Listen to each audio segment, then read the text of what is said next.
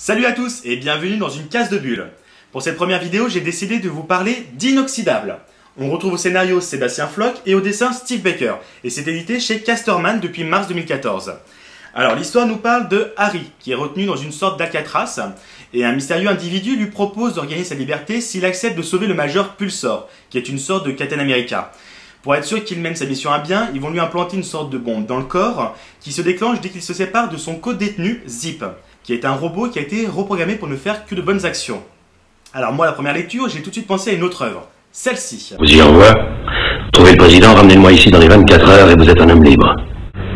À l'instant même où elles exploseront, elles feront péter du même coup vos deux artères.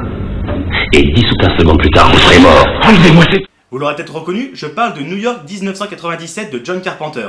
En effet, dans les deux œuvres, on retrouve ce héros assez charismatique, cette mission quasiment suicidaire et cette histoire de bombe dans le corps. Mais attention, les deux auteurs français se sont très vite démarqués de l'œuvre de Carpenter.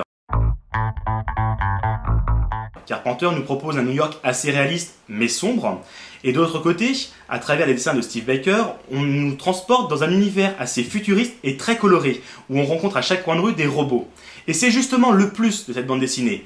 On ressent l'amour du dessinateur pour ces hommes conserves, où il arrive à leur insuffler une humanité à travers leur regard et leur gestuelle qui est assez bluffante.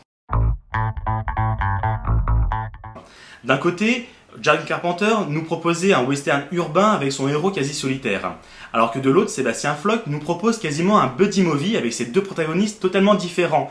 Donc Harry le criminel et Zip le robot qui ne veut faire que le bien. Et justement, ça nous offre des situations tout à fait hilarantes.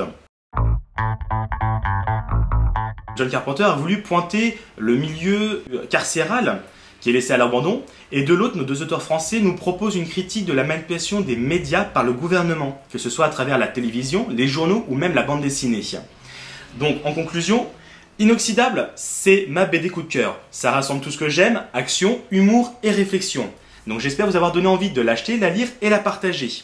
Ma critique s'achève, et j'espère grâce à elle vous avoir prouvé que le 7e et le 9e art ont tout simplement une seule différence, une case de bulles. Mais pas que.